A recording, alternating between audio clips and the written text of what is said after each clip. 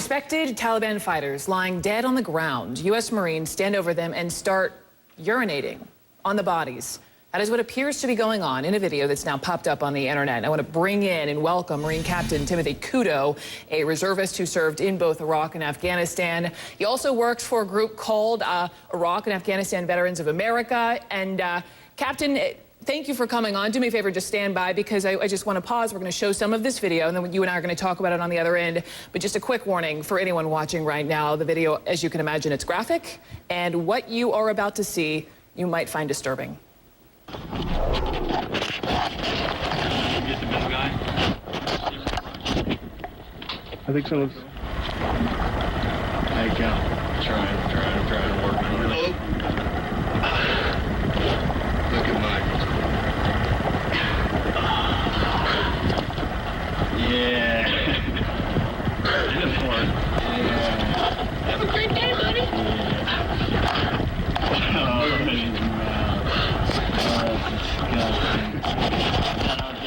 Yep.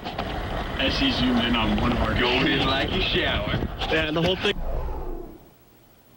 Now, I should point out, we have just learned Marine Corps tells CNN they have pinpointed now which regiment those Marines are from. But as you can imagine, the outrage very much so immediate. I want to read part of his statement. This is coming from Afghan President Hamid Karzai. Quote, "This act by American soldiers is simply inhuman and condemnable in the strongest possible terms." AFP quoting a Taliban spokesman, quote, "This is a barbaric act. Over the past 10 years, there have been hundreds of similar cases that were not revealed."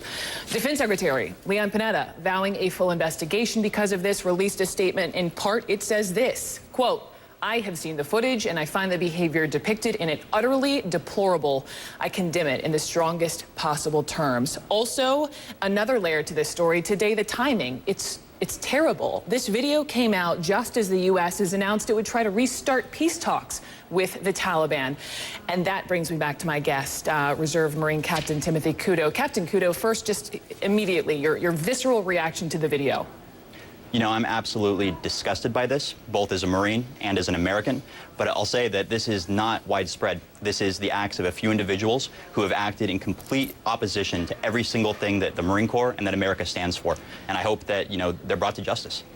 You say it's not widespread. I just have to push you on that. I mean, desecrating the dead, I just have to ask, how often you've been to both Iraq and Afghanistan, how often does this happen when a camera isn't around? Did you ever hear about this, anything like this?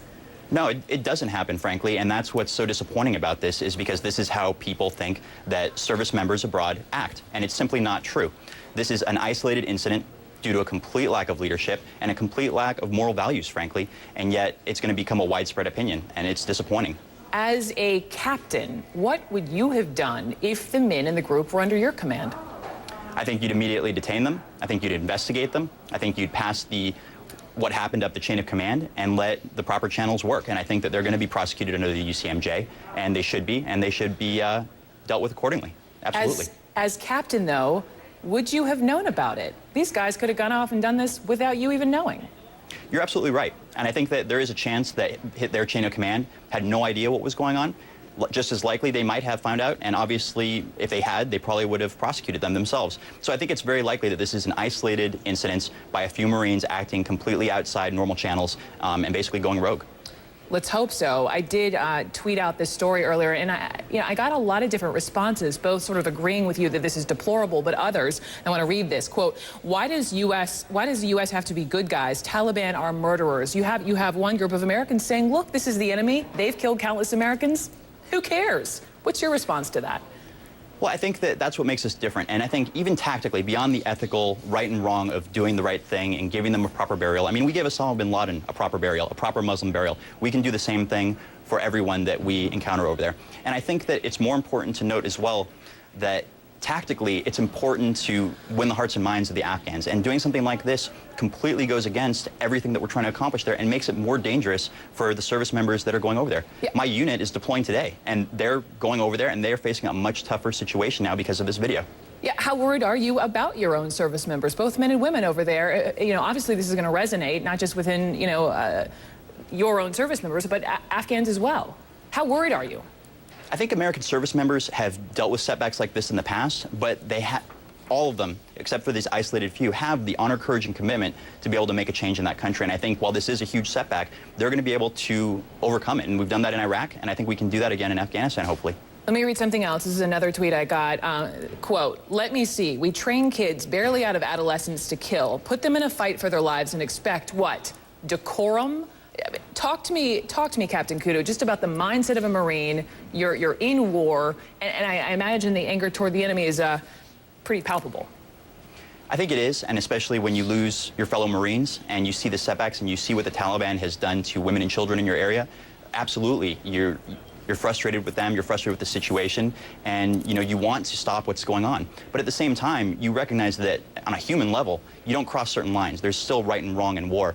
And I think that the people who recognize that more than anyone in the world are those who've been in combat, who've seen the consequences of right and wrong action and know that it's important to abide by those values more than anyone else. You talk about the fear, how this will resonate in Afghanistan, but you're a veteran. You work with veterans right here at home. I mean, how will this story, how will this video, and the ramifications of it sort of perhaps change for the worse perception of veterans back here?